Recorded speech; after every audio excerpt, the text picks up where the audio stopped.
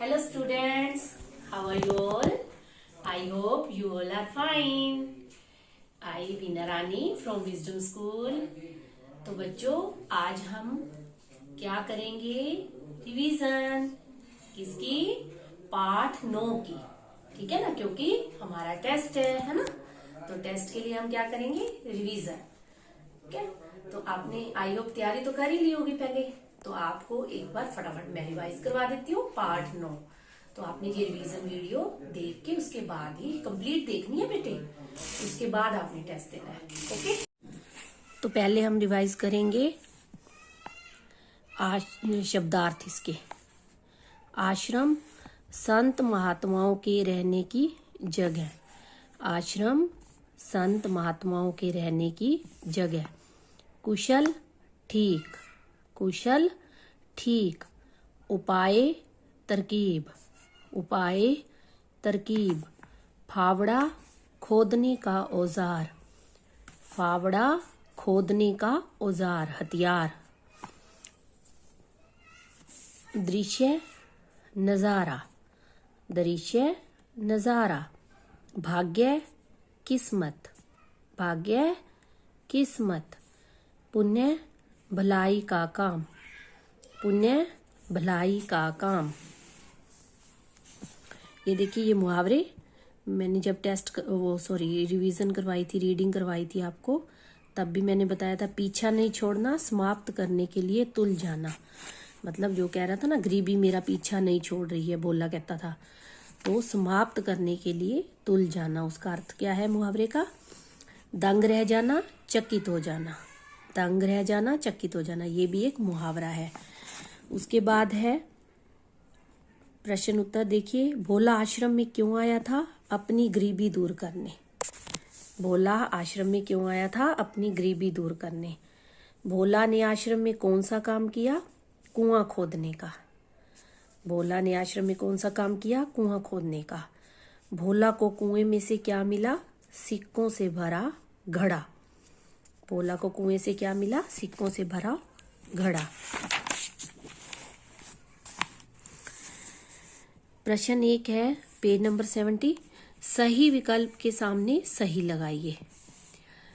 भोला अपनी गरीबी का कारण किसे मानता था? कर्म को, भाग्य को, समाज को, आलस को। जबकि वो आलसी था, आलस को नहीं मानता था, वो किसको मानता था? भाग्य को। भोला कितने दिन बाद पुनः आश्रम में आया? 3 दिन बाद, है ना? 2 दिन बाद, 3 दिन बाद, 4 दिन बाद, 5 दिन बाद। कितने दिन बाद आया था वो? 3 दिन बाद। ये क्रम है कहानी का, ये इतना इम्पोर्टेंट नहीं है, ये है ना, ये तो क्रम ही है कहानी का। उसके बाद ये देखिए, पाठ्यांश को पढ़कर नीचे दिए गए प्रश्नों के उत्तर दीजिए। पाठ्यांश मतलब पाठ का अंश। पूरे पाठ में से एक पैरा है, तो उस वो पाठ का अंश हो गया ना, हिस्सा हो गया छोटा सा।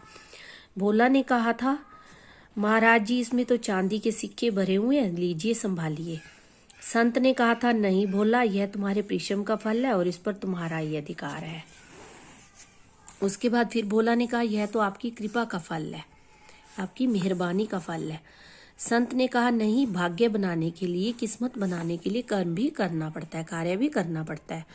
कर्म करने पर ही फल प्राप्त होता है। इन सिक्कों से कोई काम धंधा शुरू करो, तुम्हारी गरीबी सदा के लिए मिट जाएगी। तो इस जो पैरा है, ये इस पैरे के आधार पर ये प्रश्न दिए हुए हमने उत्तर लिखने हैं। किस में चांदी के सिक्के भरे हुए थे? घड़े में। किस में भरे हुए थे? घड़े में भरे हुए थे ना। भाग्य बनाने के लिए क्या करना पड़ता है? कर्म करना पड़ता है। फल कैसे प्राप्त होता है? कर्म करने पर। बच्चों, मैं आपको रिवीजन करवा रही हूँ, लेकिन आपको लिखना भी आना चाहिए। लर्न तो होना ही होना चाहिए, लिखना भी आना चाहिए। अगर आप लिखने में मिस्टेक करोगे फिर मार्क्स कट जाते हैं ना। लिखने की भी आपने प्रैक्टिस करनी है। फल कैसे प्राप्त होता है? कर्म करने पर। सिक्कों से किसकी गरीबी मिट जाएगी? भोला की। अब प्रश्न 1, भाषा ज्ञान। भाषा ज्ञान, हमारी हिंदी भाषा चल रही है, हिंदी भाषा का पीरियड है ये। तो हिंदी भाषा का ज्ञान बढ़ाने के लिए हमें कुछ ना कुछ, कभी विलोम शब्द, ये भाषा ज्ञान में ऐसी ऐसी चीजें दी होती है ना, तो वो हमारी भाषा का ज्ञान बढ़ाने के लिए, हिंदी भाषा की नॉलेज बढ़ाने के लिए।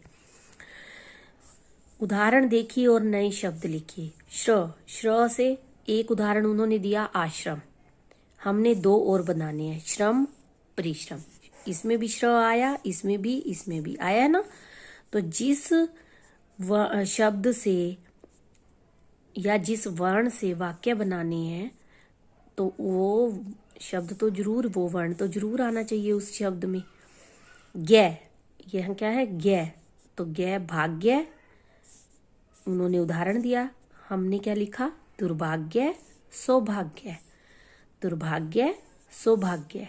स्थ, स्थ का उदाहरण क्या दिया हुआ है? स्थान। हमने क्या बनाया? प्रस्थान स्थानीय। प्रस्थान स्थानीय। प्रश्न 2 है, विलोम शब्द लिखिए। गुरु, गुरु का विलोम शब्द शिष्य। गुरु शिष्य। भला बुरा, भला बुरा। पक्का कच्चा, पक्का कच्चा। पुण्य पाप, पुण्य पाप। प्रश्न 3 है, उचित पर्यायवाची शब्द पर गोला लगाइए। उचित पर्यायवाची। शिष्य, शिष्य का पर्यायवाची छात्र शिक्षक गुरु। 3 दिए हुए हैं, इनमें से कौन सा है? छात्र, है ना। शिष्य का पर्यायवाची क्या होता है? समान अर्थ वाले शब्द। विलोम शब्द होते हैं उल्टे अर्थ बताने वाले शब्द। तो पर्यायवाची शब्द क्या होते हैं? समान अर्थ बताने वाले शब्द। तो शिष्य का समानार्थी शब्द क्या है? छात्र। पानी, पानी का समानार्थी शब्द क्या है? जल। पानी का समानार्थी शब्द इसमें क्या है? जल। पान भी नहीं है, पीना भी नहीं है। घर का समानार्थी शब्द गृह। ये गृह है, इसका अर्थ होता है नक्षत्र। ये कमरा नहीं। घर का समानार्थी शब्द पर्यायवाची शब्द क्या है? गृह। भगवान का समानार्थी शब्द ईश्वर। तो जो समानार्थी शब्द है उन पे हमने गोला लगा दिया। प्रश्न 4 है, उचित क्रिया शब्द लिखकर रिक्त स्थानों की पूर्ति कीजिए। उचित क्रिया शब्द। क्रिया शब्द क्या होते हैं? जिन शब्दों से हमें किसी कार्य के करने या होने का पता चलता है। जिन शब्दों से हमें किसी काम के करने या होने का पता चलता है उसे क्या कहते हैं हम? क्रिया शब्द। तो कुआं काफी गहरा हो जाता है, इनमें से क्या आएगा? जाता है। कुएं से यह घड़ा निकला है, निकली है नहीं, निकला है। इस घड़े का मुंह तो खोल लो। भोला दंग रह जाता है। प्रश्न 5 है, रंगीन सर्वनाम शब्दों का प्रयोग किसके लिए किया गया है? लिखिए। आपने मुझे सच्ची राह दिखा दी है। तो ये बात भोला ने किसको कही थी? संत को कही थी। आपने, तो आपने किसके लिए लगा? संत के लिए। गरीबी मेरा पीछा ही नहीं छोड़ रही है। ये बात किसने कही? भोला ने खुद के लिए कही थी ना। गरीबी मेरा, मेरा यानी ये मेरा शब्द किसके लिए लगा है? भोला के लिए। मैं परिश्रम करने में कोई कसर नहीं रखूंगा। ये बात किसने कही थी? भोला ने खुद के लिए कही थी। तो मैं किसके लिए लगा? भोला के लिए। वह उसमें भरे चांदी के सिक्कों को देखकर दंग रह जाता है। उसमें भरे चांदी के सिक्कों, किसमें भरे हुए थे? घड़े में। तो ये उसमें शब्द किसके लिए लगा है? घड़े के लिए। तो बच्चों ये देखिए, ये छोटी सी एक्टिविटी है, बिल्कुल कोई खास बात नहीं है इसमें। यहाँ लिखा हुआ है बच्चों आश्रम में। ये आपने, मैं आपको मतलब PDF भेजूंगी, आपने खुद करना है इसको। ये आपने खुद करना है, ओके। ये टेस्ट के लिए नहीं करवा रही मैं आपको। बच्चों आश्रम में सभी अपना काम स्वयं करते हैं, खुद करते हैं। नीचे दिए गए चित्रों को देखकर बताइए कि आप किस काम में दूसरों का सहयोग लेते हैं, मदद लेते हैं, और किस काम को स्वयं करते हैं, खुद करते हैं। सही विकल्प के सामने सही लगाइए। तो ये देखिए, ये पढ़ रहा है। आपको सही विकल्प अपने लिए अब लगाना है। आपको जो है किसी को पढ़ाना पड़ता है या खुद पढ़ते हो, जो भी आपका जवाब है ना वो आपने उसके आगे टिक लगाना है। किसी को पढ़ाना पड़ता है, स्वयं पढ़ते हैं। तो इन दोनों में से जो भी आपका ऑप्शन सही है उसको टिक करना है। किसी को खिलाना पड़ता है, स्वयं खाते हैं, इसमें भी जो ऑप्शन सही है। किसी को सुलाना पड़ता है, स्वयं सो जाते हैं, ये भी आप खुद लिखेंगे और खुद टिक करेंगे। दोनों में से एक ही काम होगा, या तो कोई पढ़ाता होगा या खुद पढ़ते होंगे, खिलाता होगा या खुद खाते होंगे, सुलाता होगा या खुद सोते होंगे। अगर आप थोड़ी सी भी पढ़ने में, खिलाने में, सुलाने में हेल्प लेते हैं तो आप ऊपर वाले को टिक करेंगे। अगर सारा काम खुद ही करते हैं तो नीचे वाले को टिक करेंगे, है ना।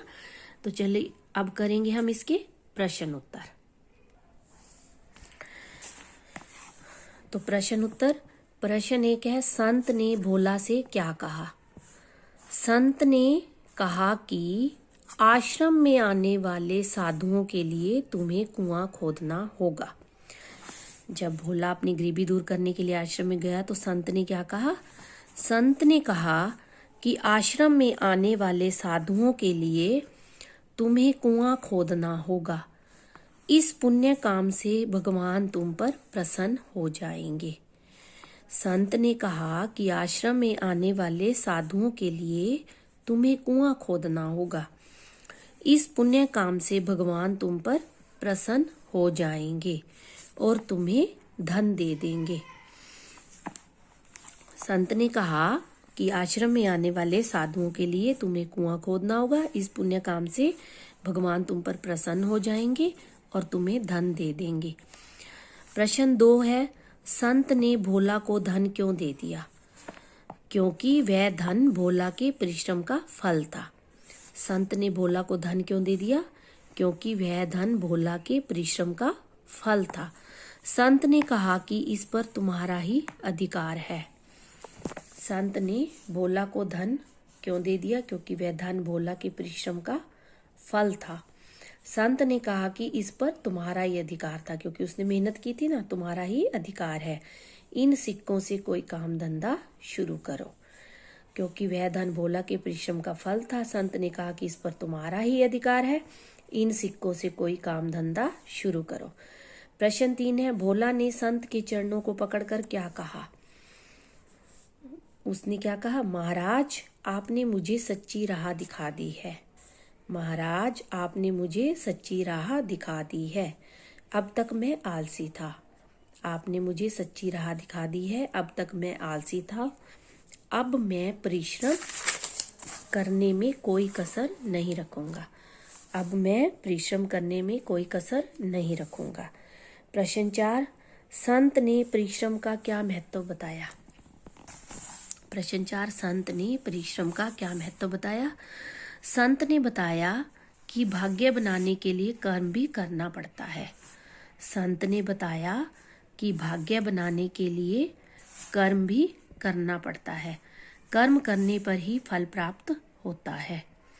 संत ने परिश्रम का क्या महत्व बताया? संत ने बताया कि भाग्य बनाने के लिए कर्म भी करना पड़ता है। कर्म करने पर ही फल प्राप्त होता है। परिश्रम ही सोने की खान है। संत ने बताया कि भाग्य बनाने के लिए कर्म भी करना पड़ता है। कर्म करने पर ही फल प्राप्त होता है। परिश्रम ही सोने की खान है। मेहनत ही सोने की खान है। भाग्य, किस्मत, कर्म, कार्य, फल प्राप्त होता है हमें। भगवान जो है हमें फल स्वरूप क्या देते हैं? एक प्रसाद देते हैं। हम कर्म करते हैं, मेहनत करते हैं तो भगवान हमें उसका फल अवश्य देते हैं ना। तो संत ने बताया कि भाग्य बनाने के लिए कर्म भी करना पड़ता है। कर्म करने पर ही फल प्राप्त होता है। परिश्रम ही सोने की खान है। साथ ही साथ ये देखिए बच्चों, ये आपकी अलंकृत पुस्तक का पेज नंबर 97। इसमें देखिए ये क्या लिखा हुआ है? क्रियाकलाप 1। जो आपने अलंकृत पुस्तक का पाठ 1, 2 तथा 3 पहले कर चुके हो ना, उसके आधार पर ये बना हुआ है। ये एक सैंपल बना हुआ है, ठीक है। ये सैंपल पेपर सा बना हुआ है। जो आपने हिंदी व्याकरण का 1, 2 और 3 पाठ किया ना, उसके आधार पर है। पेज नंबर 97 और पेज नंबर 98 पे है। लेसन 4 और 5 के आधार पर ये बना हुआ है। बिल्कुल इजी है। एक तरह से आपकी रिवीजन हो जाएगी। जब आपका टेस्ट हो जाएगा, ठीक है, टेस्ट देने के बाद आप क्या करोगे? होमवर्क तो होगा नहीं, टेस्ट हो जाएगा ना, तो उसके बाद ये आप कंप्लीट करोगे। मैं इसका ब्लैंक का PDF भेजूंगी, आपने कंप्लीट करना है। वैसे मैं आपको वीडियो में बता रही हूँ, तो आपने ये आपका होमवर्क होगा। टेस्ट के बाद ये होमवर्क होगा, आपने कंप्लीट करना है। फिर मैं इसका आप मतलब ये नहीं कि आपने करना ही नहीं, अपने आप कोशिश करनी है। फिर मैं आपसे आपको इसका वो भेज दूंगी, कंप्लीट करके PDF आपको आंसर भेज दूंगी।